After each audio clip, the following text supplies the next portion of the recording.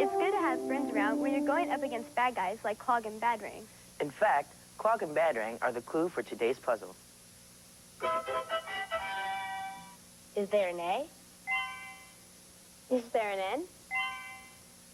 Is there a 7? I got it. I. And now, let's talk about villains.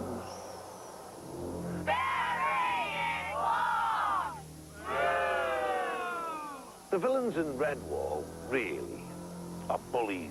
That's what makes a villain. The point of a bully is to get on your nerves. And if you let them get on your nerves, then you're meeting their goal. Badrang's always mean. And always yelling at people and even yelling at the people who work for him. If my fortress isn't finished soon, I might throw a few of my captains in the fever pit with them. But then Clogg was always giggling and laughing and, "Arr, matey." Would me old matey Badrang be pleased to see me? Clogg and Badrang used to be partners, but never friends. They always hated each other because Clogg either had better crew or Badrang, he had more power and was stronger. Of course, the thing with Clogg is, you know, he has his own signature sound, and that's his feet. He always wears these wooden shoes. If I had to be a slave for Clogg or Badrang, I'd pick Clogg. And we'll have all his slaves as throw beasts. I don't like villains, do you?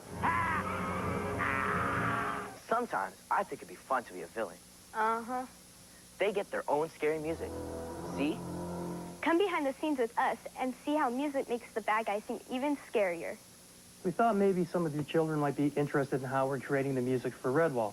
The music is basically based on the medieval and the Renaissance periods. And we'll watch the picture and we'll develop a style that suits the picture. To depict the darker characters in Redwall, like Badrang and Clogg, we would pick strings, low-sounding strings. Low strings are great for creating a dark tone. Have a mysterious type sound and accents, and so that gives the character of their badness. Isn't it nice to do something you really like for a living and make money? I think pirates loved what they did, but how did they get paid?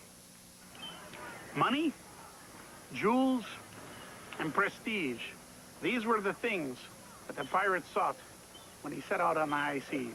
I'm rich, so rich. Look at all that money. Depending upon what area you came from, of course, depending upon what your money would look like. There's big coins, small coins. The material that it's made out of would decide its worth.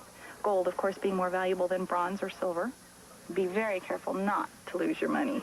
And there were all different types of money to be had because you were capturing all different types of ships.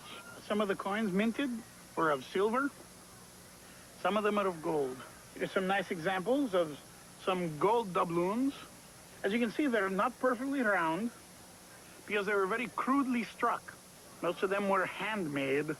Coins very much like this made up the bulk of their treasures. As you can see, some of them are in pieces.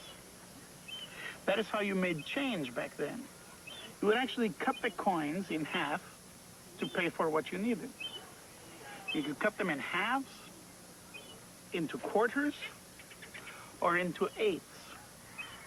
And the eighths were actually called a bit. Therefore, 2/8 made up 1/4. And that's why even today, you hear people call a quarter 2 bits. It's because of the pirates. A penny for your thoughts? You got change for a doubloon? Things are getting interesting for our little mouse hero. Join us for the next episode of Redwall.